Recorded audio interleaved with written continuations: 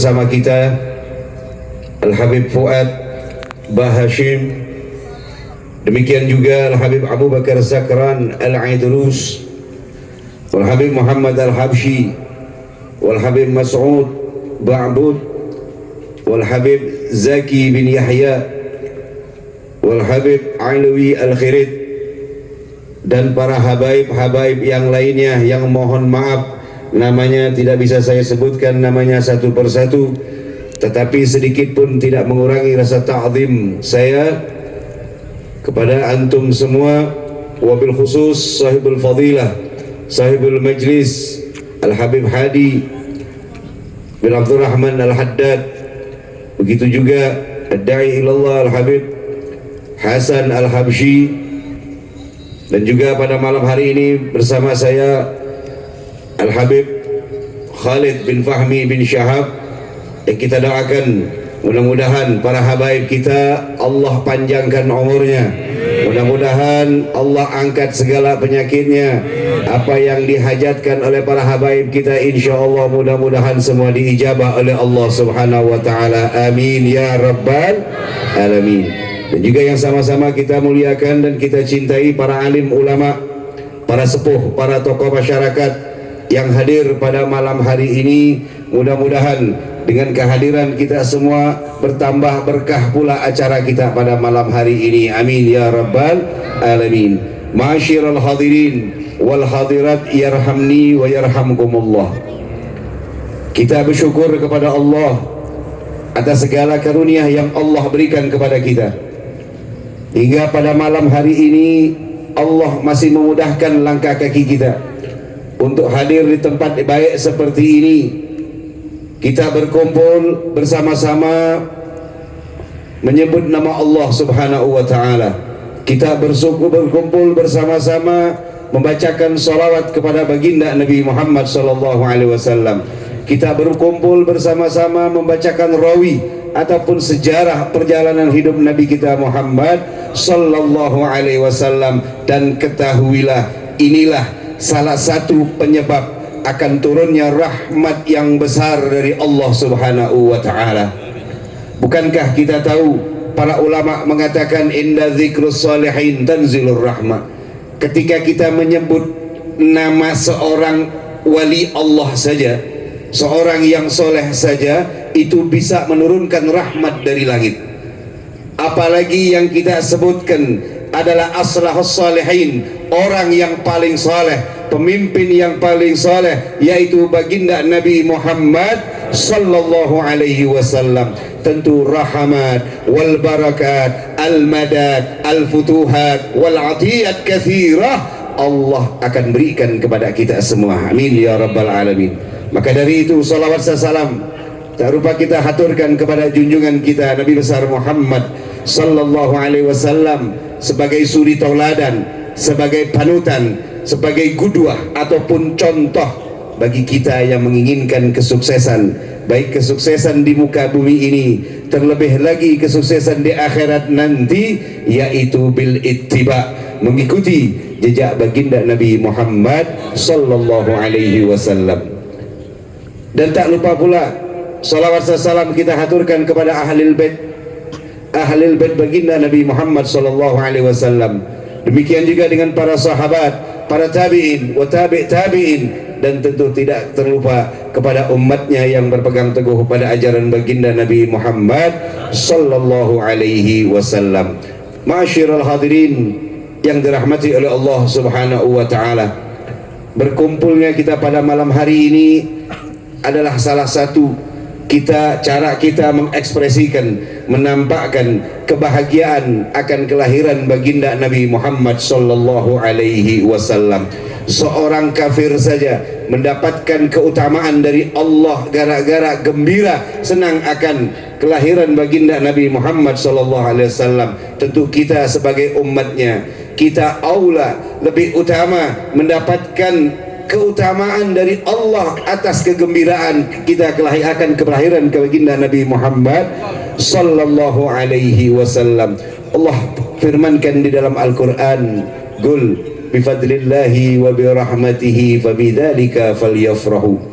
Katakan wahai Muhammad, bilang sama umatmu, dengan karunia yang aku berikan, dengan rahmat yang aku turunkan, maka dengan itu semua bergembiralah. Artinya kegembiraan yang kita tampakkan ini adalah anjuran dari Allah Subhanahu wa ta'ala. Maka dari itu ma'asyiral hadirin, kita pada malam hari ini termasuk orang-orang yang beruntung, orang-orang yang Allah inginkan kebaikan kepada kita, orang-orang yang Allah inginkan kita merajut kembali hubungan kita dengan baginda Nabi Muhammad SAW. Allah memudahkan langkah kaki kita untuk hadir di majlis-majlis seperti ini. Terkadang masih banyak orang-orang di luaran sana yang ingin hadir, yang ingin duduk, yang ingin kumpul di majlis-majlis seperti ini, akan tetapi Allah belum memberi keinginan untuk mereka hadir ke tempat-tempat seperti ini. Jangan sangka ma'asyiral hadirin, orang yang berat melangkahkan kakinya untuk hadir di majlis-majlis ilmu. Jangan sangka orang-orang yang berat untuk hadir di majlis-majlis maulid ataupun majlis-majlis zikir, jangan sangka kalau mereka tidak ingin hadir. Tetapi ketahuilah, banyak ulama mengatakan bahwasannya bukan mereka yang tidak ingin hadir, akan tetapi Allah lah yang tidak menginginkan mereka hadir untuk di majlis-majlis yang baik seperti ini. Wa iyadzubillah ma'asyiral hadirin. Maka dari itu, ketika ada gharbah di dalam hati kita, ketika muncul rasa ingin hadir di majlis-majlis yang baik, ketahuilah bahwasannya itu anugerah yang besar dari Allah yang patut kita syukuri. Ma'asyiral hadirin, ma'asyiral hadirin yang dirahmati oleh Allah Subhanahu wa ta'ala, kita sebagaimana yang Allah anjurkan di dalam Al-Quran, bagaimana Allah menceritakan sejarah para nabi-nabi sebelumnya, tentu kita pun ingin mengetahui sejarah nabi terbaik, supaya ini akan meningkatkan, memupuk rasa cinta kita kepada baginda Nabi Muhammad sallallahu alaihi wasallam. Cinta tidak tumbuh dengan sendirinya, tetapi cinta bisa dipupuk, bisa dibangun dengan kita mengetahui, dengan mengenal sosok orang yang kita cintai, yaitu baginda Nabi Muhammad sallallahu alaihi wasallam. Di dalam untuk kita mengetahui daripada sejarah apa yang ada pada diri baginda Nabi Muhammad SAW, yang kita perlukan tiga hal ma'asyiral hadirin, tidak terlepas daripada diri Nabi, yaitu surah, wasirah, wasarirah baginda Nabi Muhammad SAW. Surah adalah bentuk jasmaninya baginda Nabi Muhammad SAW. Banyak sekali umat muslim ini, terkadang mereka ini mengaku mencintai Nabi, tetapi tidak kenal bagaimana sosok jasmani baginda Nabi Muhammad sallallahu alaihi wasallam. Banyak ahli sejarah mencatat betapa sempurnanya jasad baginda Nabi Muhammad sallallahu alaihi wasallam. Seorang yang ganteng, seorang yang tinggi, perawakan yang tinggi, tetapi tidak terlalu tinggi. Enggak tinggi kayak tiang listrik, enggak pendek, enggak tinggi. Wajahnya putih, tetapi putihnya enak dilihat. Hidungnya Nabi, bagaimana para ulama, bagaimana para sahabat serta para ulama mengkiaskan, menggambarkan betapa indahnya hidungnya baginda Nabi Muhammad SAW. Nabi mempunyai hidung yang mancung, ganteng. Makanya saya ini heran, di akhir-akhir tahun ini, bahkan di beberapa puluh tahun yang lalu, banyak orang ngaku Nabi tapi hidungnya pesek gitu loh. Kan kita heran gitu, kita aneh ya. Ngaku Nabi hidung pesek, kulitnya hitam jerawatan lagi. Ya Allah, ini Nabi dari mana? Nabi dari Hongkong model begini. Di dalam kitab Sayyid Muhammad bin Alwi Al-Maliki itu diceritakan bahwasannya ketika Allah menciptakan keindahan di alam semesta ini, 50% Allah berikan kepada baginda Nabi Muhammad sallallahu alaihi wasallam. 25%-nya Allah berikan kepada Nabi Allah Yusuf alaihissalam. Ente bayangin ceritanya Nabi Allah Yusuf, bagaimana dengan para sosialita yang menggunjingkan ya, daripada Nabi Allah Yusuf yang begitu ganteng, sehingga mereka tidak percaya. Siti Zulaikha itu sampai terpanah dengan Nabi Allah Yusuf. Sosialita jadi viral, jadi omongan. Akhirnya kalau nggak percaya diundang semuanya, sosialita itu diundang ke kerajaan, disuruh kumpul, disuruh diajak makan buah. Ketika makan buah dikasih pisau, dikasih buah-buahan apel satu persatu. Setelah megang lagi ngupas, dikeluarkan Nabi Allah Yusuf. Ketika Nabi Allah Yusuf keluar, subhanallah, mereka terkagum-kagum sampai memotong jari-jarinya. Kaget, wah ini bukan orang, ini malaikat, hadza malakun karim.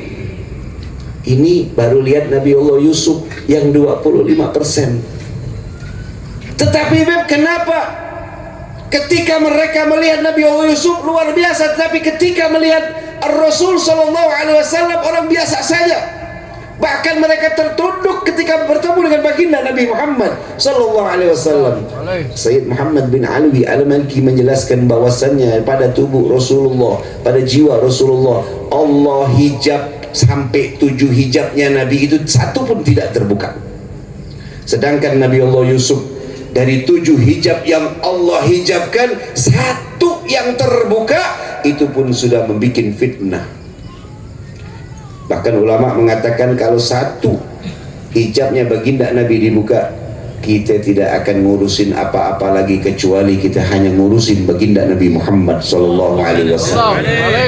Ini keagungan, keindahan baginda Nabi Muhammad Sallallahu Alaihi Wasallam. 50% Allah ciptakan keindahan, Allah berikan kepada Sayyidina Muhammad Sallallahu Alaihi Wasallam. 25% kepada Nabi Allah Yusuf. Sisanya 25% kita bagi rame-rame. Dari zaman Nabi Adam sampai sekarang itu kita dibagi-bagi 25% nih. Ini muka-muka kita nih. Jadi kalau ada yang ngerasa jelek mungkin pada waktu pembagian lagi tidur ya. Jadi gak dapat bagian kecuali dikit banget deh. Ini luar biasa keindahan baginda Nabi Muhammad Sallallahu Alaihi Wasallam. Apalagi wajahnya Nabi bersinar luar biasa. Bahkan dikatakan di dalam kitab Anwarul Muhammadiyah yang disusun oleh Syekh Yusuf Ad-Nabhani, beliau mengatakan wajahnya Nabi yatala'la bitala'luhil badr fi lailatil yatala'la bi nuril qamar bi lailatil badr. Jadi wajahnya Nabi ini bercahaya, mengeluarkan cahaya. Bahkan cahayanya Nabi bagaikan sinar rembulan pada malam bulan purnama. Begitu indah. Makanya ulama sampai menyusun satu syair mengatakan kullu baitin anta sakinuhu laisa muhtajan ila suruji. Setiap rumah yang di dalamnya ada baginda Nabi Muhammad SAW tidak butuh lampu, tidak butuh penerangan. Kenapa? Karena bias daripada nurnya baginda Nabi Muhammad Sallallahu Alaihi Wasallam. Maka dari itu hadirkan Rasulullah di rumah-rumah kita, tentu dengan salawat yang kita baca, tentu maulid sirah yang kita bacakan. Kita hadirkan Rasulullah di dalam hati kita. Kita berharap dengan itu semua apa? Tujuannya tidak lain dan tidak bukan maulid yang dibacakan supaya kita membias nurnya baginda Nabi Muhammad Sallallahu Alaihi Wasallam. Kalau udah nurnya Rasul dalam hati kita, di dalam diri kita, di dalam rumah kita, di dalam kampung kita, Allah pasti jamin itu tempat. Allah akan angkat balak daripada itu tempat. Kenapa? Di dalamnya ada Ar-Rasul Sallallahu Alaihi Wasallam. Begitu indahnya surah. Banyak kalau kita mau kaji, ini bisa sampai jam 3 subuh kalau kita bicara tentang fisiknya baginda Nabi Muhammad Sallallahu Alaihi Wasallam. Yang kedua, dari surah kita berpindah dari kesirahnya baginda Nabi Muhammad Sallallahu Alaihi Wasallam. Sejarahnya baginda Nabi mulai dari beliau dilahirkan, bahkan daripada sebelum itu nampak kejadian yang luar biasa daripada sejarah kelahiran baginda Nabi Muhammad Sallallahu Alaihi Wasallam. Ketika Allah ada kejadian yang begitu hebat, ketika Allah menciptakan nurnya baginda Nabi Muhammad Sallallahu Alaihi Wasallam. Setelah menciptakan nur, Allah menciptakan Nabi Allah Adam alaihissalam. Setelah Allah menciptakan Nabi Allah Adam, Allah titipkan nurnya Rasulullah kepada Nabi Adam. Fastauda'at nurul mubin aslaba wal butuna. Dalam Ulul Habsyi itu dijelaskan mulai daripada Nabi Adam, Nabi Nuh, Nabi Ibrahim, dan orang-orang yang Allah khususkan. Tapi ada kejadian yang luar biasa ketika Allah letakkan nurnya Rasulullah ke Nabi Adam. Allah taruh di belakang, sehingga apa? Malaikat yang melihat terkagum-kagum. Wow. Semua malaikat berkumpul di belakang. Nabi Adam belok, malaikat ikut belok ke belakang. Nabi Adam muter, pokoknya malaikat di belakang daripada Nabi Adam. Sampai Nabi Adam kaget, bingung, nanya, ada apa gerangan? Kami melihat cahaya yang luar biasa. Maka Nabi Adam ingin melihat, minta kepada Allah untuk dipindahkan ke depan. Akhirnya Allah kabulkan. Allah pindahkan nurnya Nabi Muhammad ke depan, di antara di dahinya Nabi Allah Adam. Sehingga apa? Malaikat tadi yang di belakang ngikut ke depan semua. Wah, ke depan semua, ini kaget lagi Nabi Adam. Tambah kaku nih, tambah keki dilihatin malaikat semua.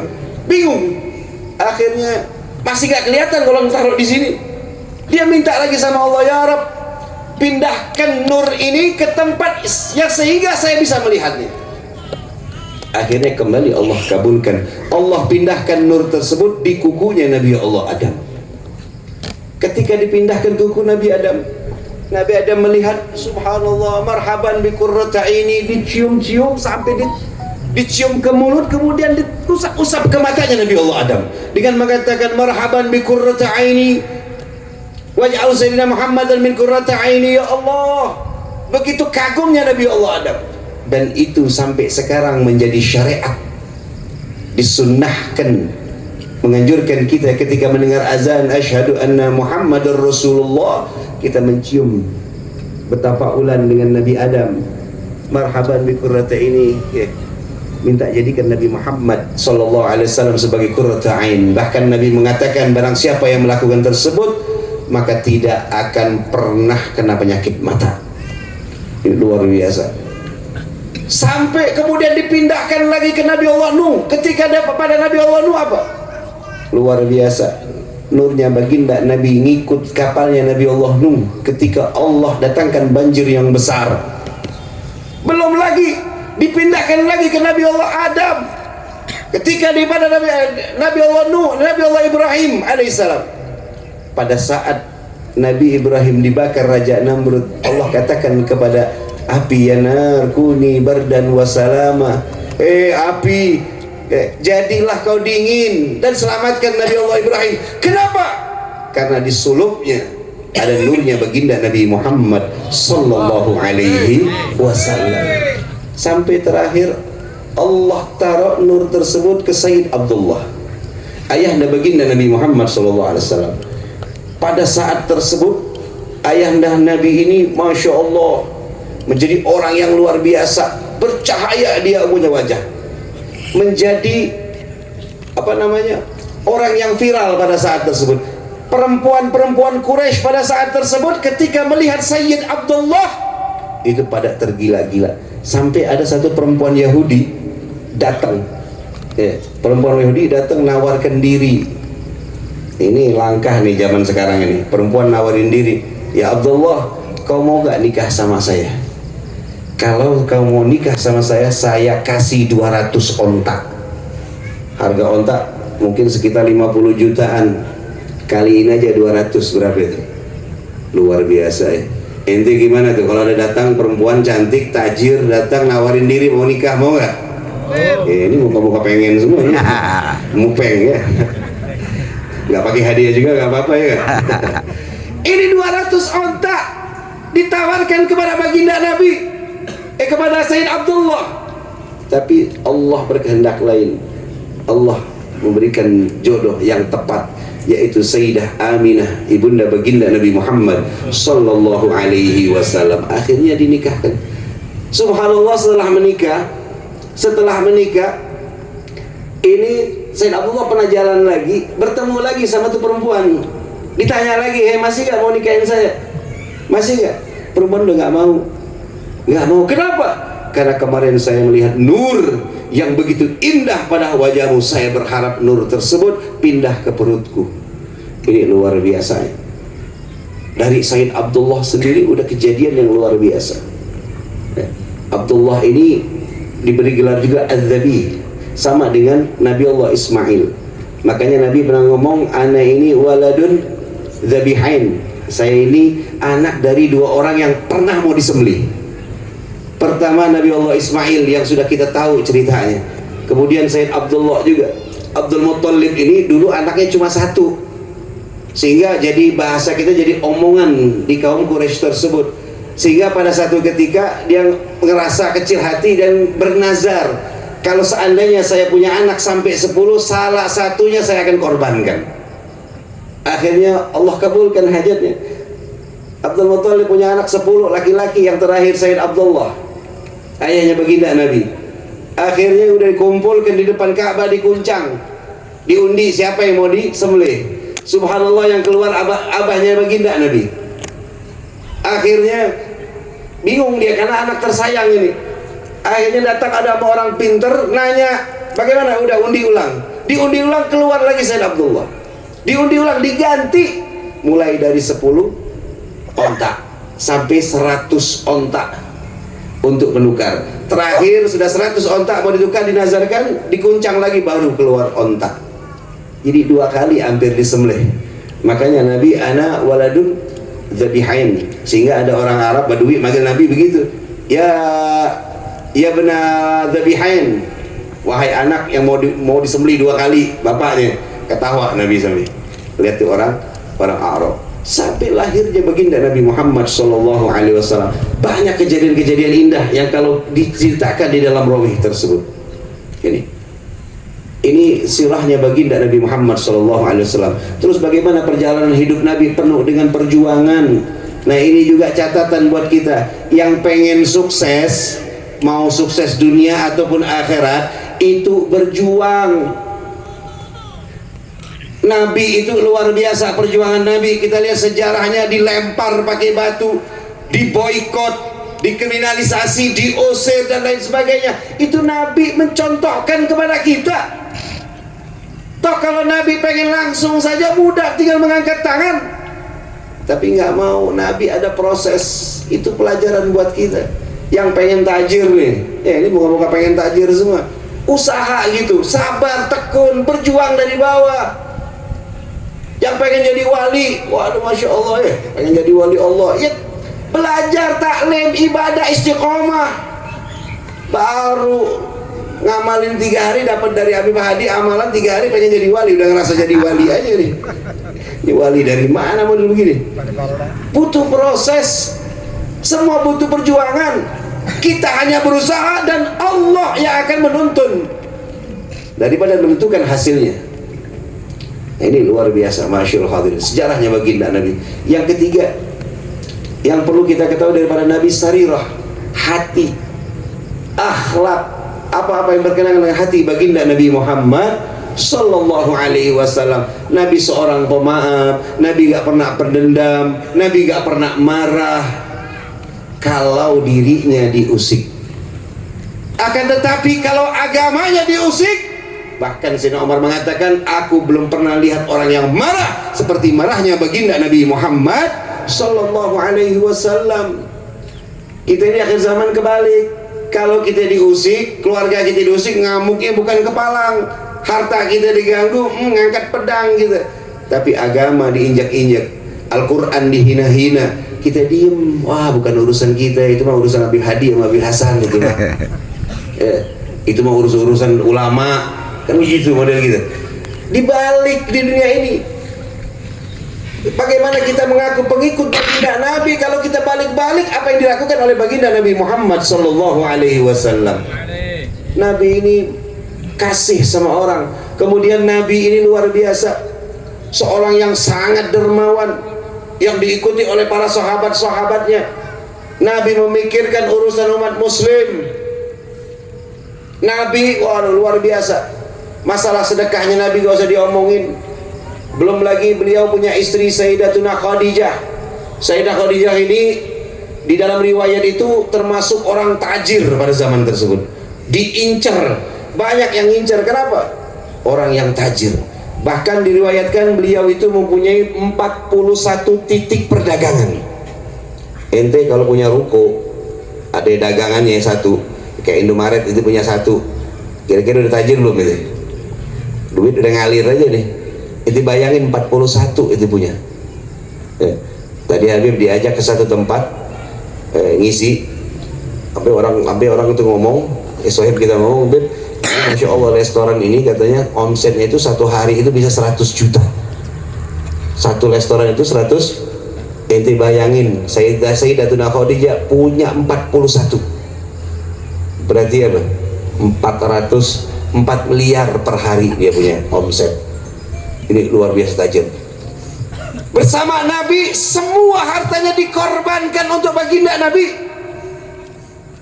Belum lagi Sayyidina Utsman separuh hartanya, belum lagi Sayyidina Abu Bakar, semuanya dia berikan untuk Allah. Sampai Nabi kaget, apa yang kau tinggalkan? Aku tinggalkan Allah dan Rasulnya. Ini mereka berkorban untuk baginda Nabi Muhammad SAW. Kenapa mereka melakukan itu? Karena mereka mendengar firman Allah, An-Nabiyyu aula bil mu'minina min anfusihim. Nabi itu lebih utama urusannya dibanding orang daripada diri mereka sendiri. Jadi mereka itu lebih mengedepankan urusan Nabi. Karena apa? Karena ini berkaitan erat dengan keimanan seseorang. Nabi mengatakan, la yu'minu ahadukum hatta ahabbu ilaih min malihi wa waladihi wan nasi ajmain. Tidak dikatakan seorang itu beriman sempurna imannya sampai aku, kata Nabi, lebih dia cintai daripada harta-harta mereka, daripada anak-anak mereka, daripada semua orang, tapi mendahulukan urusan baginda Nabi Muhammad sallallahu alaihi wasallam. Tadi udah dijelaskan nih, bakal bangun majelis, bakal dibangun pondok pesantren insyaallah ke depannya, majlis-majlis ilmu. Ini Al-Habib Ali Sahibul Maulid bin Ali Al-Habsyi, Ali bin Muhammad bin Husain Al-Habsyi mengatakan, ma yusawi yusarru qalbul baginda Nabi Muhammad SAW fi mithli hadzal munasabah. Tidak ada sesuatu yang sebanding, kata Habib Ali Habsyi, yang bisa menyenangkan hati baginda Nabi Muhammad SAW kecuali perkumpulan-perkumpulan baik seperti ini, majlis-majlis ilmu, majlis-majlis zikir yang kita ada terlibat di dalamnya. Itulah yang paling sangat bisa menyenangkan hati baginda Nabi Muhammad sallallahu alaihi wasallam. Maka dari itu kita berharap menjadi bagian daripada orang-orang yang bisa menyenangkan hati baginda Nabi Muhammad sallallahu alaihi wasallam. Jangan takut harta kita akan habis. Ini udah janji Nabi, mana qasamalun min sadaqatin bal yasdad bal yasdad bal yasdad. Tidak akan berkurang harta ketika kita sedekahkan, justru akan bertambah, bertambah dan bertambah. Nabi ulang 3 kali, luar biasa. Makanya kalau pengen hartanya banyak, ada satu penyair mengatakan, anfik ma fil jab ta'tika bil ghaib. Anfik ma fil jab ta'tika bil ghaib. Kau sedekahkan apa yang ada dalam kantongmu, maka akan datang rezeki secara gaib. Maksudnya min haitsu la yahtasib, rezeki nggak disangka-sangka gitu. Bukan berarti gaib bawa tuyul bawa duit, bukan ya, bukan begitu ya. Tetapi apa, rezeki. Dulu di zaman kita mondok itu diceritakan, Habib Hasan bin Ahmad Baharun ini kalau tengah malam ada bangunan pondok belum selesai, dia bangun tengah malam, ngajak beberapa santri dibangun, diajak, bangun, mau kemana Ustaz? Ikut mancing. Ikut mancing. Anak-anak bingung, jam 1 malam, jam 2 ikut mancing. Mancing kemana jam 2 malam? Habis sholat tahajud, luar biasa, beliau ke Kota Bangil dulu sekitar tahun 97-an. Nah, di sini ada saksi hidup ya, berapa tahun 90-an. Itu ke Kota Bangil, beliau itu bagiin duit, lagi butuh duit, bagiin duit. Dulu tahun 97 5.000, mungkin sekarang nilainya 100 atau 50 atau 100.000. Dibagi tukang beca, dibangunin dulu, tukang beca dibangunin, dikasih. Mancing rezeki dari Allah dengan membantu orang, memberikan uang, berharap kembalian yang besar dari Allah Subhanahu wa ta'ala. Artinya kita ini berbisnis dengan Allah. Kalau ente ngerasa rezekinya lagi seret, ente keluarin lagi dari kantong ente. Keluarin lagi. Berharap apa? Allah yudhaif, Allah lipat gandakan dengan kembaliannya. Kita berbisnis sama Allah. Apalagi kalau bicara soal fadilah, keutamaan, Masya Allah. Rezeki bisa memanjangkan umur, rezeki bisa bikin orang sehat. Sedekah bisa bikin orang sehat. Dawu mardokum bis sadaqah. Ente kalau sakit-sakit, badan pegel-pegel kurang enak, keluarin duit sedekah. Dan sedekah bisa meredam daripada murkanya Allah. Bakiru bis sadaqah fa innahu tudbi'ul ghadabil ghadab. Pagi-pagi sedekah. Habib Abdullah Haddad mengajarkan kalau bisa pagi-pagi sekali gitu kita sedekah. Mau sama siapa aja. Terlebih lagi orang yang membutuhkan. Terlebih lagi majlis-majlis seperti ini yang sedekahnya, yang pahalanya terus mengalir walaupun kita udah di alam barzah. Walaupun kita di alam barzah. Nggak ada yang bisa menemani kita di alam barzah kecuali amal soleh. Ente punya istri, Masya Allah cantik-cantik. Kalau kita istri ngomong sama kita, Kak, kau adalah kekasihku dunia akhirat. Aku mencintaimu sehidup semati. Pas mati ada gak yang mau nemani dalam kubur? Ada gak? Anak tercinta, Masya Allah, sayang-sayangnya sama bapaknya. Bapaknya mati, anaknya ikut dalam kubur nemenin. Belum kedenger anak. Gak tahu kalau Bali papan ada boleh begitu. Gak ada.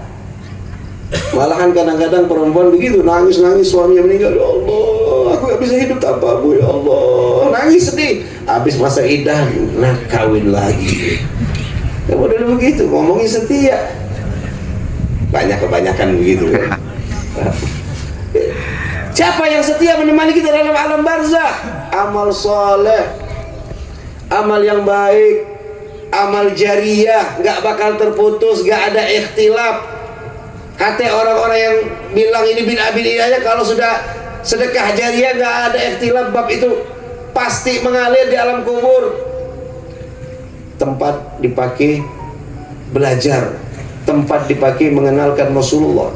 Berapa banyak yang akan tumbuh dari tempat majlis ini, orang-orang yang mengenal Allah, orang-orang yang taat kepada Allah, orang-orang yang saleh, yang dekat sama Allah. Kira-kira kita yang ikut nyumbang kecipratan nggak? Kecipratan. Ini orang nggak, Masya Allah, kalau udah urus sumbangan ini kebalik ya. Kalau sudah urusan nyawer biduan, Masya Allah, nyari yang gambar Soekarno merah-merah cepet. Kalau majelis taklim, maulid, Habib lihat tadi yang gambar Imam Bonjol, abu-abu semua keluar. 2.000. Gimana mau kelar bangunan 2.000? Beli semen 1 sak, Masya Allah, pakai ngomong lagi. Itu kalau nggak ada nyumbang nggak bangun itu. Nyumbang 1 sak semen. Gimana mau maju Islam ini? Ini insya Allah mudah-mudahan deh kita pulang dari tempat ini, ya mudah-mudahan Allah murahkan rezeki kita semua. Datangin Habib Hasan, datangin Habib Hadi, kasih infak yang terbaik. Minimal 100 sak satu orang, selesai ini pondok majelis taklim. Ada yang nyumbang semen 10 truk, ada yang nyumbang besi, banyak, selesai urusan. Gak repot-repot. Pasang niat minta sama Allah, ini menjadi amal akhiratku, menjadi temanku di alam barzah, dan menjadi saksiku ketika aku dihadapkan kepada Allah Subhanahu wa ta'ala. Udah urusan beres. Dunia akhirat Allah ganti. Dunia akhirat Allah ganti. Ini luar biasanya kita sedekah dengan majlis-majlis taklim seperti ini. Kalau semuanya udah beres, insya Allah cepat ini bangun majlis. insya Allah kita bisa menyenangkan hati baginda Nabi Muhammad sallallahu alaihi wasallam. Maka dari itu kita minta sama Allah, mudah-mudahan dengan berkatnya Maulidin Nabi ini, mudah-mudahan Allah luaskan rezeki kita semua. Dengan berkatnya Maulid baginda Nabi Muhammad sallallahu alaihi wasallam ini, mudah-mudahan kita semakin dekat sama baginda Nabi Muhammad sallallahu alaihi wasallam. Kita mudah-mudahan bisa menyenangkan hati baginda Nabi. Cinta kita dibalas oleh baginda Nabi Muhammad sallallahu alaihi wasallam. Kita minta sama Allah, mudah-mudahan Allah ampuni dosa kita dengan berkatnya baginda Nabi Muhammad sallallahu alaihi wasallam. Allah juga ampuni dosa kedua orang tua kita. Allah ampuni dosa anak-anak kita. Allah jadikan anak-anak kita menjadi anak yang soleh dan soleha, menjadi anak-anak yang tumbuh di dalam ibadah kepada Allah, menjadi anak-anak yang bisa membanggakan hati kedua orang tuanya, membanggakan hati baginda Nabi Muhammad SAW, dan juga menjadi anak-anak yang selalu senantiasa dinaungi, dituntun oleh Allah Subhanahu wa Ta'ala. Kita minta sama Allah, mudah-mudahan kalau di antara kita ada satu penyakit, kita minta dengan berkahnya baginda Nabi, mudah-mudahan semua penyakit kita diangkat oleh Allah Subhanahu wa Ta'ala. Kalau di antara kita ada hutang piutang yang belum terlunaskan, mudah-mudahan pulang dari tempat ini hutang kita semuanya dilunaskan oleh Allah Subhanahu wa Ta'ala. Kalau yang mempunyai satu hajat, keinginan, cita-cita yang belum disampaikan, kita minta berharap dengan berkahnya baginda Nabi Muhammad sallallahu alaihi wasallam, sebagaimana para anbiya, para nabi-nabi Allah minta kepada Allah dengan berkahnya baginda Nabi Muhammad sallallahu alaihi wasallam, dan Allah kabulkan doa-doa para anbiya as-salihin. Maka dari itu, dengan itu semua kita minta kepada Allah dengan berkahnya baginda Nabi, Allah kabulkan seluruh hajat kita. Terkhusus mudah-mudahan kita minta juga sama Allah, mudah-mudahan Allah matikan kita dalam keadaan husnul khatimah, mati dalam keadaan cinta kepada Nabi dan cinta kepada Allah Subhanahu wa Ta'ala. Mudah-mudahan kita semua yang hadir pada malam hari mendapatkan syafaat daripada baginda Nabi Muhammad sallallahu alaihi wasallam, serta kita dikumpulkan di syurganya Allah bersama junjungan kita Nabi besar Muhammad sallallahu alaihi wasallam. Allahumma ya Rabbi bil Mustafa balligh maqasidana waghfir lana ma madha ya wasi'al karami. Allahumma ya karim nas'aluka biwajhikal karim an tatawaffana muslimin walhiqna bis salihin bijahi sayyidil mursalin. Wa sallallahu ala sayyidina Muhammadin nabil ummi wa ala alihi washabihi wasallam walhamdulillahi rabbil alamin. Mungkinlah bisa saya sampaikan, kurang lebihnya mohon maaf. Kepada Allah mohon ampun, wabillahi taufik wal hidayah. Wassalamualaikum warahmatullahi taala wabarakatuh.